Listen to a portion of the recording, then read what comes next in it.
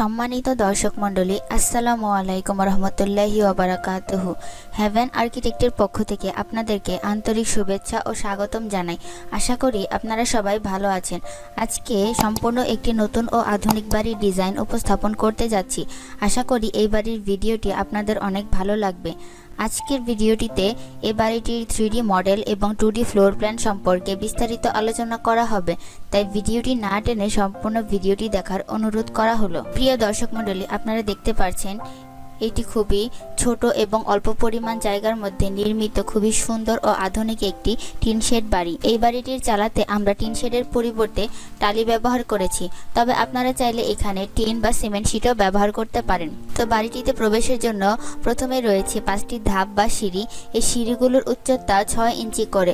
এখানে মোট 5টি সিঁড়ি বা ধাপ রয়েছে, যার টোটাল উচ্চতা হচ্ছে ভূমি থেকে ফ্লোর পর্যন্ত 2.5 ফিট।